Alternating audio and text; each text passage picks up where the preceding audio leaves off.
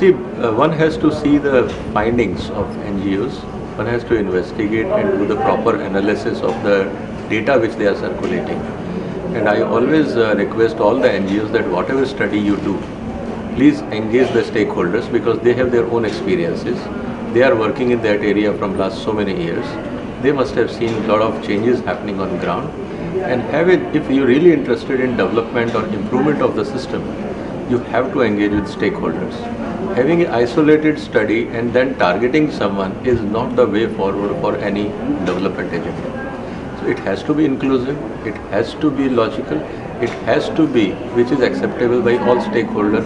Only then one can say that there is a possibility of development. Someone targeting the other end is not the development model. So I feel that NGOs should have that much, if they are honest.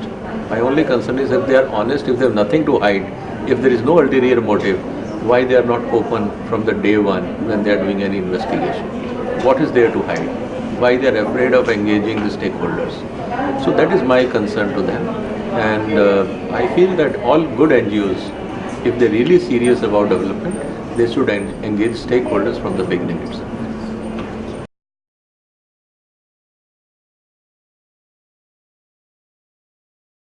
See, sometimes I always say that every organization or every individual has to find a place for his or her own existence. Like corporates work hard, they design a strategy, they work on a business model so that they remain relevant for the society. Similarly, NGOs also keep evolving themselves. They keep on looking into new areas, new ideas, so that the people working in those NGOs have to also get salaries. They have to also remain relevant so that donors continue to fund them. So this process will continue because it is their business model. So we can't expect that NGOs will suddenly say, agenda is over, so they will stop. On one end, if they are not getting a funding, they will find on which agenda will give funding. So they will develop a project on areas where fundings are available. So all will depend upon who is funding, what is the motive. If you look into most of the NGOs, their agenda is not their own. It all depends upon who is the donor and what is donor's agenda. And there is correlation. Have you ever seen a healthcare donation coming for an education NGO? Is it possible? Is it logical? So that's what one has to look at it. Who is funding, what is the donor agency's agenda, and the NGOs, those who are working with them, what is their agenda. So it is all, I say that this is also a sustainable model of social re-engineering. They will continue to find new issues, they will continue to look for new donor agencies, and this model will continue, and they have to target someone to remain relevant. If they come to you and say Palm is doing a great job, who will give funding? So you have to find a fault in someone, only then somebody will listen to you. So that's a human nature. I think one should not be worried on that. They are doing their job, you have to continue their job. Yes, you have to have enough data to prove your point. They will continue to find fault in your system. That's the way the things will continue.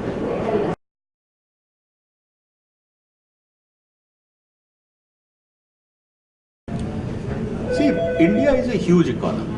Our demand for oil will continue to increase. Our food application and non-food application for oil will always be increasing. Now, palm is an important source because see, every economy has to look at economic viability. So anything which is cheaper, people will prefer to look at that. Obviously, somebody has to look at safety aspect. Today, around the world, palm is consumed as edible oil. I have never come across any case where people say that somebody has consumed palm oil and died. So as long as it is safe, as long as legal authorities are permitting it, as long as it is food grade, I don't see any problem there. I may like or I may not like. There can be a choice preference, there can be taste preference, there can be application preference. I may have some other reasons as well. I may have an emotional attachment to some other oil also. But the fact of the matter is, let me give you a live example. In India, mustard oil is a very, very popular oil. Okay? It's a part of South Asian culture. We can't think of pickle making without mustard. We can't think of a fish production, means fish processing or fish cooking at home without mustard. This is part of my culture, is part of my system. And suddenly a report says that mustard is bad for health. It is toxic for health. How does it matter? Because from last 5,000 years we are consuming. And suddenly you go to a laboratory, do a study on some rats for 5 months, and then you declare the 5,000 years of experience of a society null and void. Sometimes I fail to understand the logic. Because one side we talk about sustainability. So society is sustaining itself from last 5,000 years by consuming that oil, and they were in good health. And suddenly in 5 months you say this is all bad and my new science will decide how the world order will operate. I think somewhere it shows that either people have a vested interest or lack of understanding or ulterior motive. So there is something which is not logical, not transparent, and that is my concern.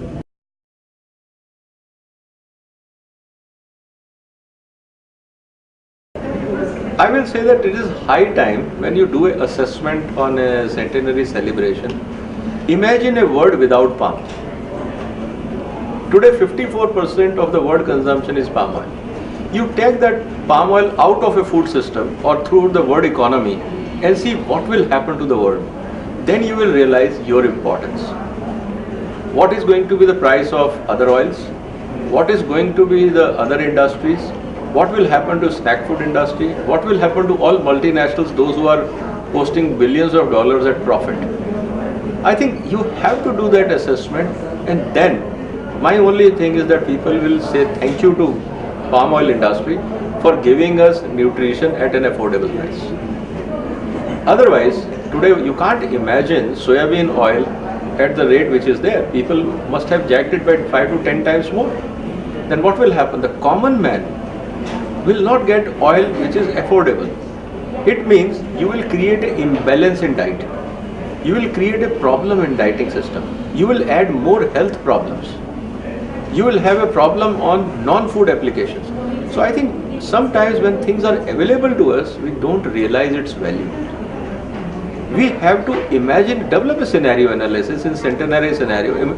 Imagine no palm in the world, how the world will look like.